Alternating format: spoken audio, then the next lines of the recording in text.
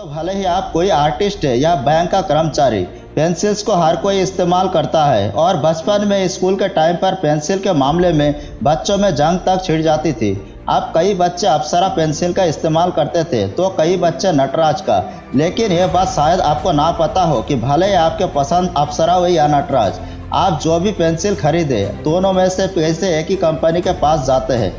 इन दोनों पेंसिलों को एक ही कंपनी बनाती है और वो है हिंदुस्तान पेंसिल प्राइवेट लिमिटेड। और ये कोई छोटा मोटा आंकड़ा नहीं है कि ये कंपनी हमारे भारत में हर रोज 80 लाख पेंसिल्स को बेचते हैं। आप दोस्तों, कई बच्चे तो पेंसिल से लिखते कम है और चबाते ज़्यादा है। लेकिन दोस्तों, ऐसे में आपके मन में क्या कभी यह सवाल आया है कि आखिर पेंसिल के लेड को पेंसिल में भरा कैसे जाता है और कैसे पेंसिल फैक्ट्री में बनाई जाती है? इस वीडियो में आप इसके बनने के सारे प्रोसेस के बारे में जानेंगे। लेकिन दोस्तों, वीडियो को शुरू करने से पहले इस चैनल को अगर आप नए हैं तो इसे जल्दी से सब्सक्राइब जरूर कर लें। तो चलिए वीडियो को शुरू करते हैं। अब दोस्तों, पहले के टाइम पर पंख और स्याही की मदद से लोग लिखा करते थे, लेकिन उसमें कई बार ऐसा होता था कि स्याही पेपर के ऊपर ही गिर जाती थी और सारा का सारा कागज ही बर्बाद हो जाता था।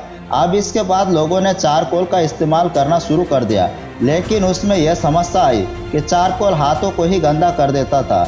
अब इसके बाद किसी इंटेलिजेंट जीनियस ने चारकोल को लकड़ी से कवर कर दिया, जिसे आप पेंसिल कहते हैं। तो आइए हम पेंसिल बनने के पूरे प्रोसेस को देखते हैं। दोस्तों, पेंसिल बनाने के लिए सबसे पहले उसके लेड पर काम होता है, जैसे कि ग्रेफाइट क्लियर पानी के साथ अच्छी तरह आपस में मिक्स किया जाता है। अब इसके बाद प्रोसेसिंग मशीन इस मिक्सर से लेड को आकार देकर बाहर निकालती है। अब इसके नेक्स्ट प्रोसेस में लेड्स को ड्राई किया जाता है और फिर उन्हीं लेड्स को 1500 डिग्री फ़ारेनहाइट पर पकाया जाता है ताकि ये सख्त हो सके। अभी लेड्स को लिक्विड वैक्स में कुछ देर के लिए डुबाया जाता है। और अगर कलर पेंसिल बनानी है तो फिर वैक्स या क्ले में कुछ कलर डालकर उसे कलरफुल भी किया जाता है। अब दोस्तों, लेड तो बन गए, लेकिन हम इसे लकड़ी में डालेंगे कैसे? दरअसल पेंसिल को सिर्फ उन्हीं लकड़ियों से बनाई जाती है जो कि बाद में शार्पनर से छिल जाए और इतनी कमज़ोर भी ना हो कि हाथों में ही टूट जाए।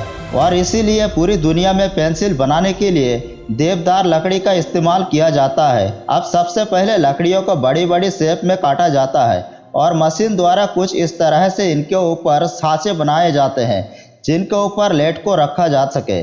सबसे पहले इन साँचों में अच्छे से ग्लू भरी जाती है और फिर इसमें लेड्स को डाला जाता है ताकि वो अच्छी तरह से अपनी जगह पर चिपक सके।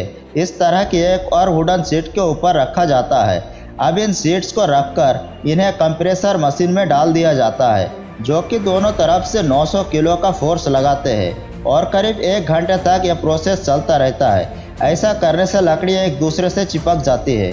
अब बारी आती है लकड़ियों को शीटों को पेंसिल में बदलने की। उसके लिए जो शीट्स कंप्रेसर में डाली गई थी, अब इसे मशीन में डाला जाता है, जो कि उन शीट्स को अलग अलग तरह के पेंसिल के शेप में काट देती है। और नटराज पेंसिल में हेक्सागन शेप को यूज किया जाता है, जिसके लिए यह प्रोसेस 2 बार करना पड़ता है। अब इस काम के बाद इन पेंसिल को लेकोरिंग हेड नाम की मशीन में डाला जाता है और इस मशीन का काम है उन पेंसिल को पेंट करना। अब इसमें एक एक करके पेंसिल जाती है और रंगीन होकर बाहर आ जाती है और पेंसिल को सुखाने से पहले उन पर स्टैंप लगाई जाती है। अब पेंसिल्स तो पैकेज के लिए तैयार है, लेकिन कई बार पेंसिल्स के ऊपर रेजर भी लगती है और उसे लगाने के लिए काम बढ़ जाता है। यह रेजर बनाने के लिए रबड़ को सबसे पहले हीटिंग रोलर में डालते हैं। अब इसमें पुराने खराब हो चुके रेजर को भी डाल दिया जाता है और रबड़ को सख्त करने के लिए इसमें सल्फर भी मिलाई जाती है। अब इस प्रोसेस को तेज करने के लिए इसमें कई सारे कैटेलिस्ट भी इस्तेमाल होते हैं, जो कि इस प्रोसेस को तेज कर देते हैं। अब इसके बाद इसमें कलर और वोल्केनाइज ऑयल भी डाला जाता है।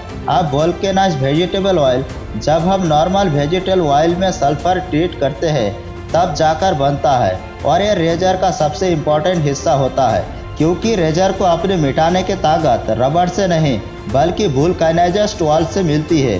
अब जब मिक्सर सख्त हो जाता है तो फिर मशीन की मदद से इसे काटा जाता है और फिर वर्कर्स फिर इन्हें स्टीम हॉट ओवन में छोड़ देते हैं और फिर बाद में इन्हें पानी में ठंडा होने के लिए छोड़ा जाता है और फिर इसके बाद मशीन इन्हें छोटे आकार में कट कर देती है और इस तरह एक मशीन एल्यूमिनियम को पेंसिल पर लगाती रहती है और दूसरी मशीन रबड़ को आकार के हिसाब से पेंसिल पर लगाती रहती है और इसके बाद आपकी पेंसिल आपके पास आने के लिए तैयार है। तो दोस्तों, आप बचपन में कौन सी पेंसिल यूज करते थे, कमेंट करके हमें ज़रूर बताइए और इस वीडियो को लाइक करके चैनल को सब्सक्राइब करना ना भूलें।